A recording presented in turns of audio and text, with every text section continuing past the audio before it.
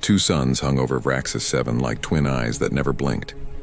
Heat rolled through the alien bazaar. Dust rose from the ground with every step. Metal stalls clanged. Creatures from 100 worlds argued in harsh, bright voices, and at the center of it all stood a tall green farmer with a cracked hat and a cruel smile. "Buy a cow, get a working woman for free," he shouted. Strong arms. Quiet mouth. No extra charge. Laughter burst from the crowd. Some threw coins in the air. Some pointed, some only watched with cold eyes. Beside the farmer, a silver-skinned woman stood with her hands locked by a thin metal collar. She was thin. She was tired. She stared at the ground like she was afraid to look up. Dust clung to her bare feet. A faint symbol, a circle with 3 points, glowed on her neck. A human traveler paused at the edge of the stall. His name was Jonah Reed. He wore a sun-bleached jacket and a tool belt heavy with small devices. He had the patient eyes of a man who could rebuild a broken engine in a storm. His ship sat far away at the edge of the port, waiting for parts and fuel. He had come to the bazaar for wire, coolant, and bread. He did not come to see a woman sold like a spare part. Jonah watched the farmer. The farmer watched his crowd. The woman did not move. The farmer raised a fat hand and slapped the side of the cow's crate. The animal lowed. "1 price," the farmer called, "and you walk away with 2 workers. Meat for the field, hands for the house. Best deal in the ring." Jonah felt a small cold anger fill his chest. He had seen many markets on many worlds. He had seen strange foods, strange laws, strange jokes, but he knew the sound of cruelty. It had the same taste in every language. He stepped closer. "What is her name?" he asked, voice calm. The farmer turned his head. He blinked at the human, surprised, then grinned. "Human, rare coin." He tapped the woman's collar with a dirty finger. "Her name is whatever the buyer wants. She answers fast. Works hard. Eats little." "That is not a name," Jonah said. The crowd liked this. They laughed at the human's soft words. "Ooh," someone called. "The human wants manners." Jonah looked at the woman. "Do you have a name?" He asked, gentle for a breath. "Nothing." Then her eyes lifted. They were pale like morning steel. Her voice was low and rough. "Ilaria," she said. The word trembled as if it might break. The farmer slapped the crate again. "No speech unless spoken to by owner," he barked. He smiled wider at Jonah. "But since you like names, human, you can name the cow too. Make it a family," the crowd roared. Some stamped the ground with their boots. Jonah did not smile. He kept his gaze on Ilaria. He noticed the small circle and 3 points mark again. He had seen that mark once on a damaged data core years ago, in a scrapyard on the moon of Darlin, a government mark. Lab property. Sensitive asset. He raised his wrist, a simple band with a small screen. He brushed a thumb across the glass and opened a scanner app he had written himself. It was a quiet tool that looked for chip signatures and public tags. He angled his wrist toward Ilaria's collar like he was checking the time. A whisper of data slid into the screen, then flashed red. Transcend biosymbiotic worker. Clearance black. Owner, Directorate of Labor Sciences. Status missing asset. Jonah's jaw set. Ilaria was not registered as a person. She was listed like a wrench. "Price," he said to the farmer. The farmer rubbed his hands like oil. "For you, human, 10,000 credits for the cow. The woman, free if you do not ask questions." He leaned in. His breath smelled like sour fruit. "You know value when you see it, yes?" Jonah did not answer at once. He looked at Ilaria again. She was not just tired. She was hungry. There was a twitch in her fingers as if she fought a constant small pain. The collar's light was not steady. It flickered. He had seen collars like that. They were linked to the nervous system. Bad repair could kill. He lifted his gaze to the sky beyond the awnings. Drones crossed overhead like black insects. A billboard cracked and shifted to show a smiling face and a gun in the same hand. Vraxis 7 did not care what happened in its markets as long as the taxes were paid. 10,000, Jonah repeated. He made his voice bored. "Too high for a cow," the farmer barked a laugh. "For a cow and a woman, it is a gift." "Not a woman," someone near the back jeered. "A tool with legs." Jonah turned his head very slowly until his eyes found the speaker. He did not speak. He only looked. The speaker looked away. The farmer spread his arms. "Negotiate," he offered. "Make me a number." Jonah reached for his belt. He pulled out a credit stick and spun it between his fingers. "I will pay 8, he said. But I want to test the free worker. If she is weak, I walk. The farmer's eyes narrowed. He did not like the word test. He did not like the quiet tone. But 10 to 8 was still a sale. He made a show of thinking, then shrugged. 9. 8, Jonah said. And I do not tell the market officers that your cow is tagged with a rust fever. Look at its nose. The farmer flinched, then scowled. The crowd murmured. The cow snorted with a wet sound. Jonah did not break eye contact. Fine, the farmer spat. 8. He yanked a small remote from his belt and jerked his chin at Ilaria. Test away. But no tricks, human. She has shock mode if she runs. Jonah stepped closer to Ilaria. He kept his hands open and low. I am Jonah, he said softly. I will not hurt you. His words were simple, each one like a step on a narrow bridge. Her eyes flicked to his. She gave a small nod, so small the farmer would miss it. Jonah raised his wrist again as if he meant to check muscle tone. His scanner whispered across the collar. He saw the fault, a heat crack near the power node. One strong shock might fry her neural link. He turned to the farmer. She looks light, he said. Not fed well. If she breaks, you will have to dispose of her. That is work. Then buy her and feed her, the farmer snarled. Or leave. Jonah's voice stayed flat. I will need to see her move. Move! The farmer snapped. He jabbed the remote. The collar beeped. Ilaria flinched and stepped forward out of the shade into the hard white sun. Her knees trembled. Jonah stepped to her other side as if to circle and inspect. In truth, he wanted to shield her from the eyes. He spoke without moving his lips. Listen, I can get you out. But if he shocks you again, your collar may burn your nerves. You will need to run when I tell you. Her mouth barely moved. Why? She breathed. Because you have a name, he said. The farmer scuffed his boot. Well, Jonah nodded as if judging livestock. She can carry weight, he said, loud enough for the crowd. He pointed to a stack of feed sacks by the stall. Lift one. Ilaria walked to the sacks. She bent, gripped, and lifted. Her muscles shivered. She held the weight. She did not cry out. She set it down with care. The crowd made small noises of approval. The farmer smirked and lifted his chin at Jonah. See? Good stock. Jonah took a breath. He had seen enough. He could not walk away. He touched the credit stick. He also touched the small silver tool tucked in his palm. A pulse tab, the size of a coin, meant to short a circuit for one heartbeat. He had built it for ship doors. It would work on a collar if pressed fast and true.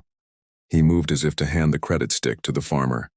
At the same time, he turned and reached for Ilaria's shoulder as if to test her posture. His palm brushed the collar node. He pressed the pulse tab. There was a soft click like a finger tapping glass. The collar's light flickered and went dark, then came back as a slow, dull glow. Jonah felt a cold prickle up his arm. He had not broken it. He had not fixed it. He had only bought a breath of time. The farmer did not notice. He was staring at the credit stick.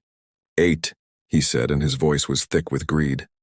Jonah smiled with only his mouth. 8, he agreed. He held out the stick. The farmer reached. Before skin met metal, a shadow fell across the stall. 3 armored figures stepped from the alley. Their armor was dull gray, stamped with the same circle and 3-point symbol. Their helmets had black visors. Each carried a short rifle. The crowd's laughter died. Space opened around the stall like water pulled from a drain. The lead enforcer lifted a hand. Vendor, a flat voice said from the helmet, your asset is tagged as government property. Release it at once. The farmer froze, then snapped into a deep bow. Honored officers, he oiled.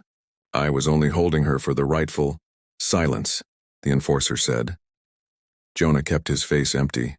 He slid his pulse tab back into his sleeve. He did not look at Ilaria. He did not look at the rifles. He looked at the ground between his boots.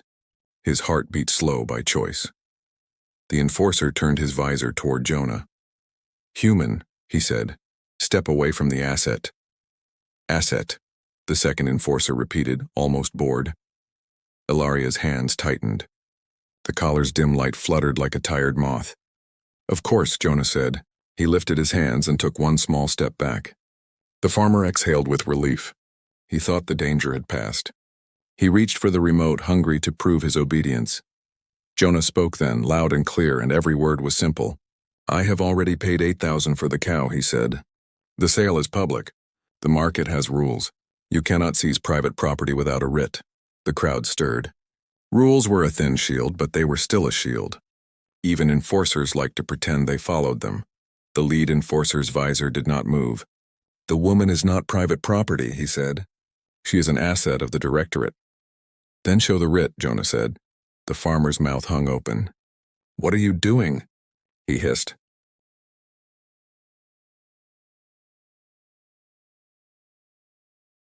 The narrow lane exploded with sound. Blaster fire ripped through the air, striking metal walls and sending sparks flying. Jonah grabbed Ilaria's hand and pulled her toward the left door, the one with orange paint. The door was half broken and jammed, but Jonah slammed his shoulder against it until it burst open. They stumbled inside an old machine shop, dark and filled with the smell of rust and burnt oil.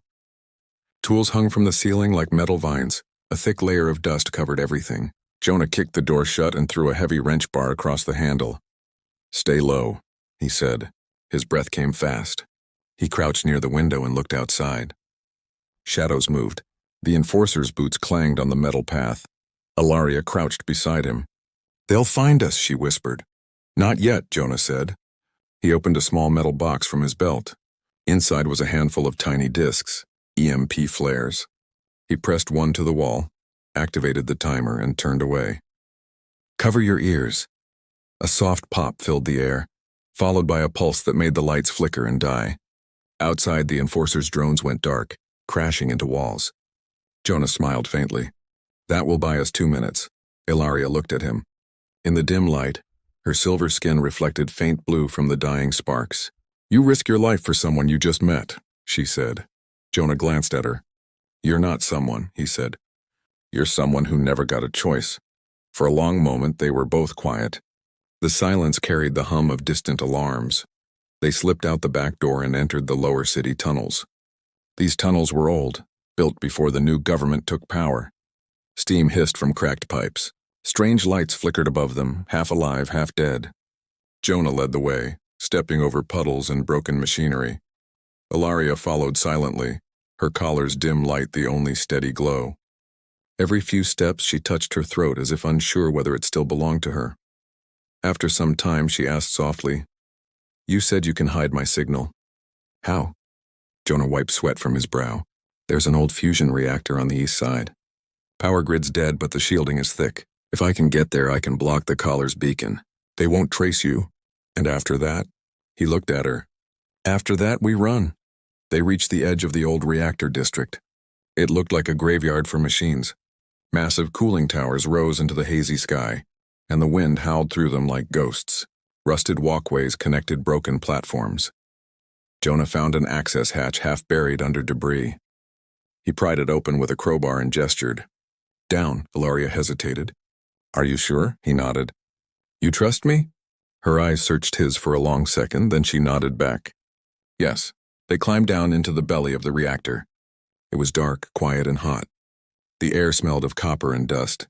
Jonah set down his pack, pulled out a small light, and turned it on. The beam cut through the dark, revealing a huge circular room lined with dead machines. "This place used to power half the city," Jonah said, walking to a control console. "Now it's forgotten. That's why it's perfect." He placed his hand on the console, feeling the old wires beneath. He connected his wrist device and began typing fast. Blue light spilled across the screen. Ilaria watched, her arms folded. "You move like a soldier," she said. "I'm not a soldier," he replied. "I build things. But sometimes, you have to break something before you can build it again." Minutes passed. Then the screen blinked green. Jonah smiled. "Good, the reactor's old network still works. I can send false signals. Make them think you're 1,000 kilometers away." Ilaria touched the collar again. "You can remove it?" Jonah hesitated. "Not yet. It's tied to your nervous system. If I break the link wrong, it'll fry your brain." She looked down, voice quiet. "That's what they wanted. To make sure we can't leave." Jonah's jaw tightened. "No one owns you," he said. A faint sound echoed in the distance and footsteps. Heavy, armored. Jonah's eyes snapped toward the doorway. "They found us," he said. He killed the lights. The reactor chamber dropped into darkness. The only glow came from Ilaria's collar, pulsing faintly like a heart. Jonah pointed toward a maintenance shaft. "There, crawl space, go." She didn't move. "You'll be seen?" I'll manage, he said. No, she whispered. They'll kill you. Jonah gave a small grin. Then we better make it hard for them. The first enforcer stepped through the door, scanning with a flashlight. Jonah waited in the shadows, crouched behind a broken console. When the beam swung past him, he threw a small sphere, a flash charge. Bang! White light filled the chamber. The enforcer stumbled, blinded. Jonah lunged forward, grabbed the man's rifle, and smashed it against the wall. Ilaria crawled into the shaft, watching through the grate. More enforcers poured in. Jonah ducked behind a pillar, returning fire with the captured rifle. Bolts of red plasma tore through the air. Sparks rained down. He was fast, precise, and every move calculated. But there were too many of them. He hit one, then another. But the third shot grazed his arm, burning his sleeve. He winced, pressing his hand over the wound. Ilaria's breath caught. She could feel something inside her stir, a pulse like the hum of the machines around her. The energy in the reactor seemed to answer her heartbeat. Jonah yelled, "Go! Don't stop!" But she didn't go. She placed her hands against the metal floor and closed her eyes. The collar flickered, then glowed bright blue. Energy surged from her fingertips, spreading through the metal grid. The lights in the chamber exploded to life. Power that had been dead for decades roared awake. The enforcers froze, shouting as their visors filled with static. One screamed, clutching his head as his armor short-circuited. Jonah ducked as sparks rained down. "Ilaria, stop!" But she couldn't. The energy was too much. The collar sparked violently. Her body shook as electricity arced around her. She gasped, eyes wide, as if trapped between pain and power. Jonah ran to her and ripped the panel off the wall, slamming his tool into the collar node. "Hold on," he shouted. A burst of light filled the room, and then silence. When Jonah opened his eyes, the world was dim again. Smoke drifted through the air. The enforcers lay unconscious. The old reactor hummed weakly. Ilaria sat against the wall, breathing fast, her skin faintly glowing. The collar light was gone, dark, burned out. Jonah crawled to her. "You're alive," he said, relief heavy in his voice. She looked at him, her voice trembling. "You stopped it." He shook his head. "You stopped it." She touched the collar. "It doesn't hurt anymore." Jonah smiled faintly. "Then we did it right." She tilted her head, studying him. "You could have left. Why didn't you?" Jonah sighed. "Because I don't want to live in a world where people are sold like parts." He looked around. "We need to move before backup comes." He helped her stand. She was weak but steady. "What will they do now?" she asked. "Put a bounty on my head," Jonah said with a grim smile. "And on yours." Ilaria frowned. "I don't want anyone else to die because of me." Jonah looked at her, tired but proud. "Then we make it worth something. You're free now, but freedom means choice. What do you want to do?" She looked at her hands. They still shimmered faintly with energy. "I want to live," she whispered. "And I want others like me to live too." Jonah nodded. "Then we start with survival." They climbed back through the tunnels until they reached the open streets.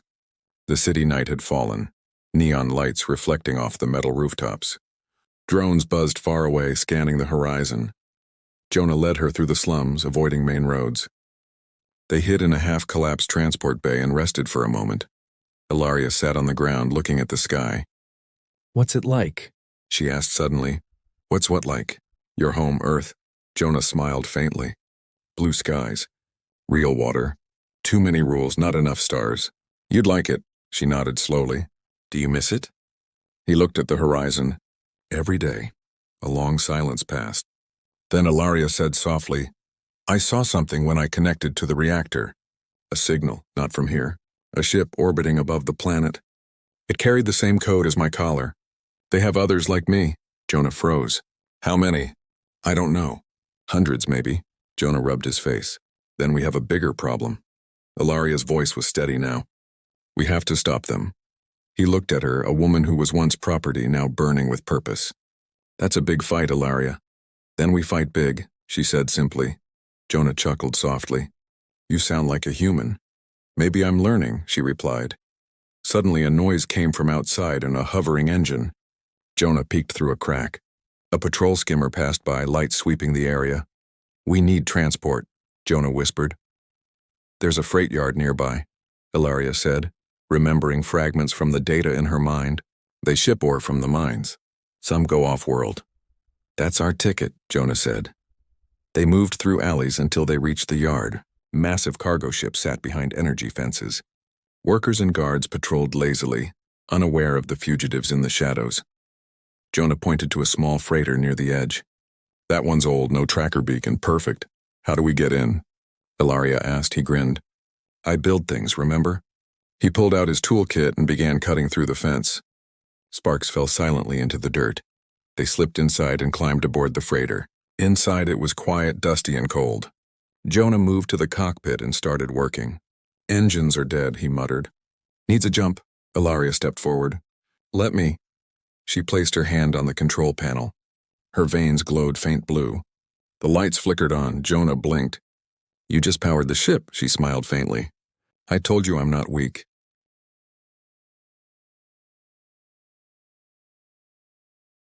The stars stretched around them like a sea of burning lights. The stolen freighter hummed through the void, leaving the smoke of Vraxis 7 behind. Inside the cockpit, Jonah sat at the controls, his hand steady on the throttle. Ilaria sat beside him, silent and glowing faintly under the flickering light. Neither spoke for a while. The silence was full of thoughts and fear. Finally, Jonah broke it. We're clear for now, he said. But the Directorate will not stop. They'll send hunters. Ilaria looked at the reflection of the stars in the glass. I can feel them, she said quietly. Their signal still tries to find me. The others, they're still connected. Jonah turned to her. Others? How many? Her eyes dimmed. Many. I don't have full memory, but I saw flashes, hundreds, maybe more. All made like me. All trapped. Jonah leaned back. Then we can't just run. Ilaria met his gaze. No, she said softly. We have to break the chain. They spent hours traveling through the black. Jonah repaired systems while Ilaria learned every sound of the ship. The hum of the reactor, the whisper of air, the faint ticking from cooling metal. Each sound felt like a heartbeat, like proof she was alive. When Jonah came back from the engine bay, he found her staring at her hands. You're thinking again, he said with a small grin. I was built to work, she said. But when I touch things now, I don't feel commands. I feel choice. It's strange, Jonah nodded. That's freedom. It feels strange because it's new. Ilaria tilted her head. Do humans always fight for it? Some do, he said quietly. Some forget why it matters until it's gone. The ship's console beeped then, a signal. Jonah frowned. He checked the screen. Incoming transmission. Encrypted. He tapped a few commands, breaking the code. The message appeared. To all Directorate ships, human Jonah Reed has stolen asset A-113. Authorization to terminate both targets on site. Ilaria's voice was steady. They will find us soon, Jonah nodded. Then we strike first. He pulled up a star map.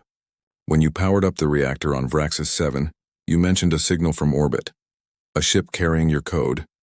That's where they keep the others, right? Yes, she said. A station called the Spindle. It floats above the planet. All units are connected through it. It controls their minds. Jonah looked at her. If we destroy it, they'll be free? Ilaria hesitated. Maybe, but if we fail, every one of them dies. Jonah's eyes hardened. Then we won't fail. Hours later, the freighter drifted toward the dark shape of the orbital station. The Spindle looked like a massive black needle turning slowly above the planet, silent, cold, and alive with hidden power. Jonah powered down all non-essential systems. We'll sneak in through the maintenance port. You'll need to control their systems from inside. Ilaria nodded. I can do it, but the link may hurt. I'll be with you, he said simply. She looked at him then, really looked. Why do you care so much? He smiled faintly. Because I remember what it's like to be powerless, and because you reminded me what it means to fight. Ilaria's eyes softened. Then let's finish this fight.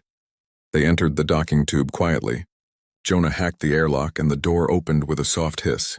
The corridors inside were silent, washed in blue light. Machines hummed softly behind the walls. Ilaria moved like she knew the place, her memories guiding her feet. Jonah followed close, rifle in hand. They passed rows of glass pods, hundreds of them. Inside each floated a silver-skinned figure, sleeping, unmoving, connected by wires and glowing collars. Ilaria's voice broke. They never woke them. They kept them dreaming. Jonah clenched his fists.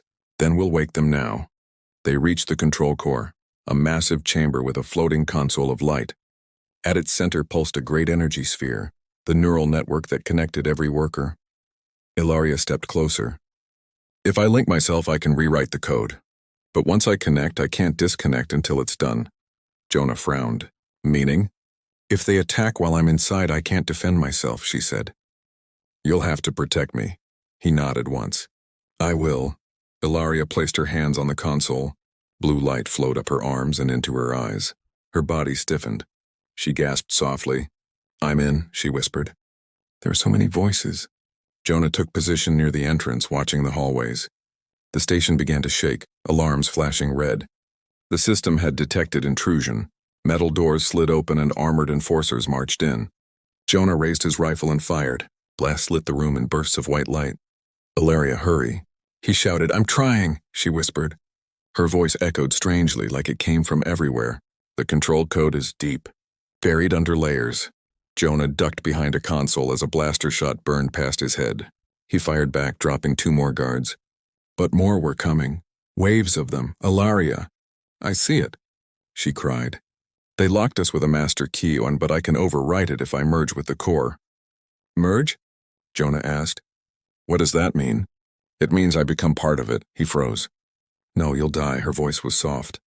Maybe, but they will live. Jonah's heart pounded. There has to be another way. Ilaria smiled faintly, her eyes full of light. You taught me what choice means, Jonah. This is mine. Before he could stop her, she stepped into the core. The blue light swallowed her whole. The entire station trembled. Power surged through every corridor. The sleeping figures inside the pods began to stir. One by one, their eyes opened, glowing bright like stars. Ilaria's voice filled the air, carried through the network. Wake up, you are not property. You are free. The enforcers screamed as their weapons failed. Their armor systems shorted out. Jonah shielded his eyes as light filled the chamber. Then, silence. When the light faded, Ilaria stood in the center of the room, her body surrounded by faint energy. The collar on her neck was gone. She opened her eyes, no longer just silver, but glowing gold. Jonah stepped forward carefully. Ilaria? She turned to him and smiled, weak but alive. It's done. They're free. Outside, the spindle's massive structure began to split apart. The freed workers tore through their pods, escaping into the station corridors, disoriented but alive. Jonah grabbed Ilaria's hand. The station's going to collapse. We have to go. Together they ran through the shaking halls. Fire burst from the walls. Gravity shifted. Jonah helped a few dazed workers find escape pods as they ran. Ilaria guided them, her voice calm despite the chaos. This way. The docking ring, hurry! They reached the airlock just as the floor split behind them. Jonah pushed Ilaria inside the freighter and leapt in after her. The ship launched as the spindle exploded behind them in a silent bloom of light. The stars reflected the fire like diamonds. For a long time, neither of them spoke. The freighter drifted through the void, carrying silence and the faint hum of engines. Jonah finally broke the quiet. You did it, Ilaria looked out at the stars.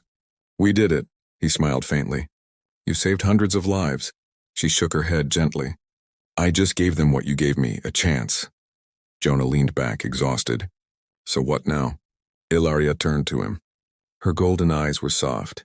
Now we find a place where no one controls anyone, where we can build something new. Jonah chuckled. That might take a while.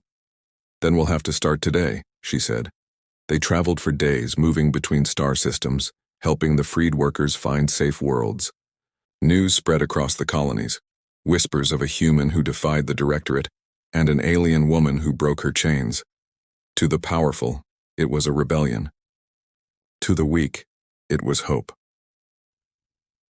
One evening, as the freighter drifted near a nebula of blue light, Ilaria stood by the viewport. Jonah, she said softly. When I was in the core, I saw something. A signal. What kind of signal? Another lab, she said. Far away. The Directorate is building again. A new generation.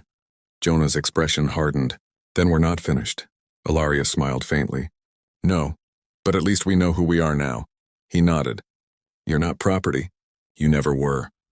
And you, she said gently. You're not just human. You're my friend. Jonah smiled, then turned back to the controls. Then let's give the galaxy a reason to fear friends like us. As the freighter turned toward the distant stars, a soft transmission echoed from deep space, a mechanical voice whispering, Project B001, initialization complete. Jonah didn't hear it. Neither did Ilaria. But far across the galaxy, in a hidden station, another pair of golden eyes opened. And the story of the human who freed the enslaved, and the alien who learned to live, was only the beginning.